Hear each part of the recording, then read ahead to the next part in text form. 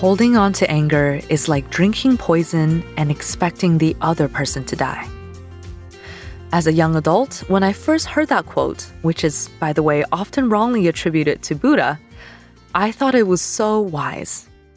But is anger really poison? Hello and welcome back to Savvy Psychologist. I'm your host, Dr. Jade Wu.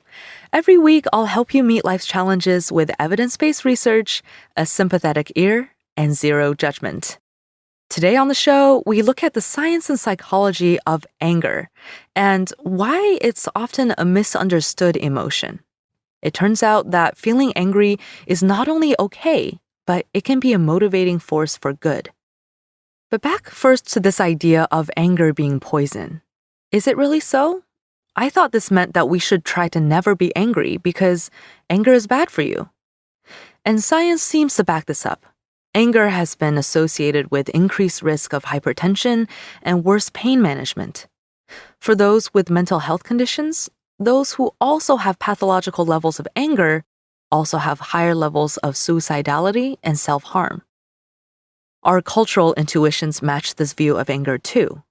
The internet's self-help communities are littered with quotable advice about anger like, if another can easily anger you, it means you are off balance within yourself. Or anger doesn't solve anything. It builds nothing, but can destroy everything. And even, anger is your biggest enemy. Control it. These sayings make it clear that we not only fear anger, but we also condemn it as immoral, manipulative, or a sign of weak character. In fact, our beliefs about anger sneak their way into the way we hold prejudices. Our society has dismissed voices calling for social change, for example, by labeling people pathologically angry. Psychiatrist Jonathan Metzl wrote about this in his book, Protest Psychosis, which details how Black Americans protesting for civil rights in the mid to late 20th century were wrongly diagnosed with and medicated for schizophrenia. This societal-level gaslighting still exists. Even after America elected its first Black president, First Lady Michelle Obama recounted in her autobiography how she has felt reduced to angry Black woman by her husband's critics. Conversely, we praise people who don't show anger as well-bred, intelligent, sophisticated. We've upheld whole groups of people who tend to not show anger as model citizens. I myself have been one of these model minorities, a soft-spoken, frequently apologizing, high-achieving Asian American woman. But I am feeling angry these days. The events that sparked my anger and the deep-rooted social problems that they expose are outside the scope of this podcast, partially because I'm not qualified to fully analyze them with the intellectual rigor that they deserve. However, as a psychologist, emotions are my bread and butter. And I now realize that my young self's understanding of one of these emotions was so very wrong. Anger is not poison. It's fuel. A closer look at the science and psychology of anger reveals why it's a misunderstood emotion and how we can use it for good. Anger is an emotion. It's a threat-activated neurophysiological arousal response, which just means that it's created when a threat triggers the brain to send out a rallying cry to the body, putting the team on high alert to defend itself. The amygdala, a brain area we share with all complex animals, starts that rallying cry. Then a cascade of brain and body events leads to adrenaline and cortisol pumping through the bloodstream, and increased heart rate, tense muscles, heightened and narrowed attention, and, importantly, a facial expression that flashes like a warning sign. Notice how the definition of anger does not include acting aggressively. That's because anger is not a behavior. It's not the same as hostility, violence, or aggression. Those words describe what people do. Anger describes how people feel. Anger can activate aggressive behavior, but it doesn't always and doesn't have to. For example, you can feel mad at someone who cut you off in traffic without flipping them the finger. You can be furious about being unfairly treated at work without flipping your boss's desk. You can also hurt someone without being angry at all. People who commit sex crimes, for example, can be perfectly cool and calculated in the way that they stalk and harass their victims. This difference between anger and aggression is crucial. Anger is an evolutionarily hardwired, physiological, and automatic cascade in the body. Aggression is an action exercised by a person's free will. When we recognize that, we can respect the emotion of anger even as we condemn the behavior of violence. Next, we have to understand that anger is a valid and useful emotion. In fact, all emotions are useful. They are basically big exclamation points that our brains hold up to get our attention when something is important or when a problem needs to be fixed. For example, fear warns us about danger. Grief tells us to hunker down and seek support. Joy tells us that whatever we're doing is great and that we should keep doing more of it in the future. And anger is no exception. It tells us that something isn't right. Either our safety is being threatened, injustice is being enacted, or something else requires action to ensure the survival of our body and our integrity. Now imagine a world without anger. Crime, violence, injustice, and mundane wrongs would still happen. People would still steal, assault, cheat, bully, and oppress, and they can do it without a single ounce of anger. These acts benefit the perpetrators. But without anger, the victims would shrug, roll over, and continue to endure more and more injustice to the point of extinction. So when you feel anger, that's okay. That's just your brain doing its job of keeping you and yours safe. You can and should investigate whatever triggered your anger and use your wise mind to evaluate the facts and decide on the best actions. But whatever those turn out to be, the initial spark of anger is always allowed.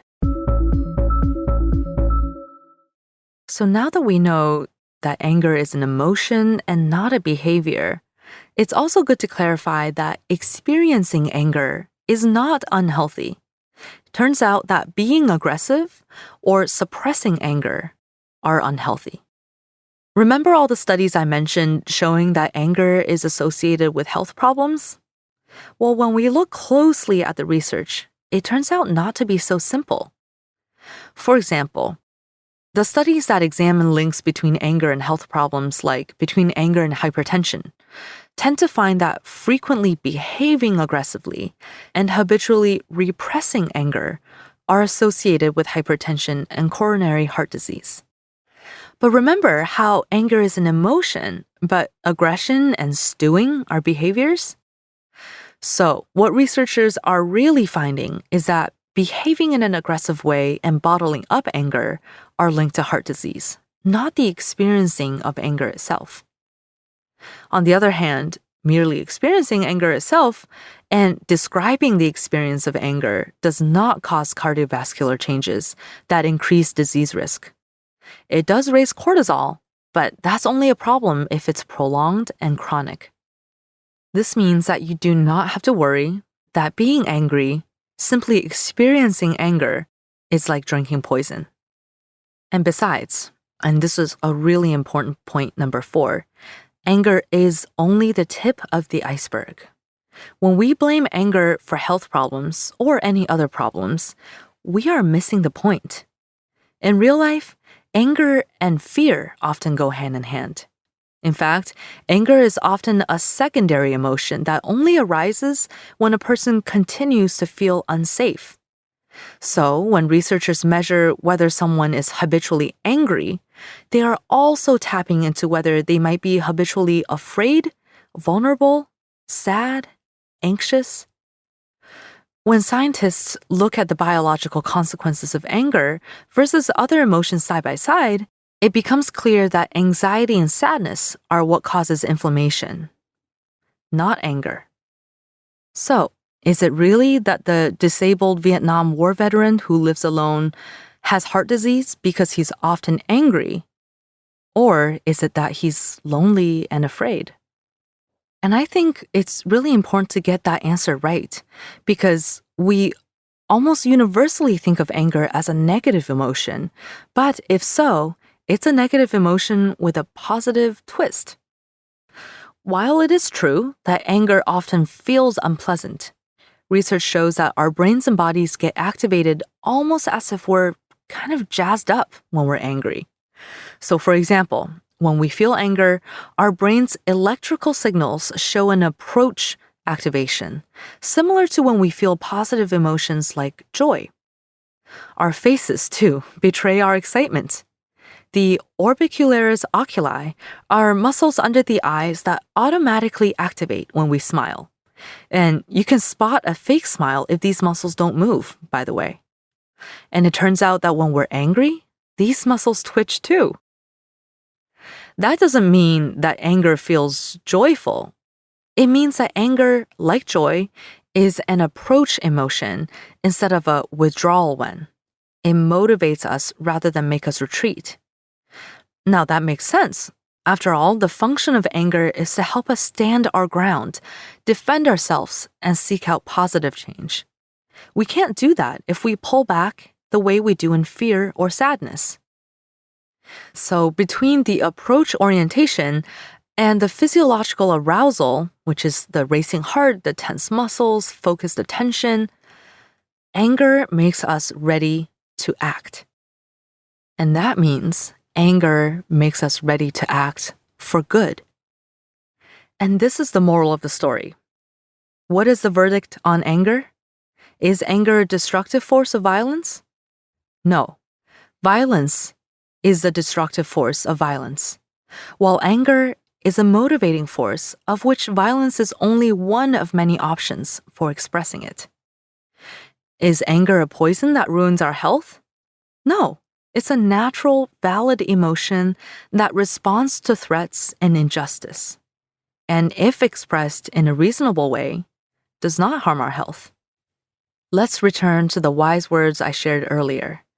The key is that holding on to anger is like poison, not anger itself.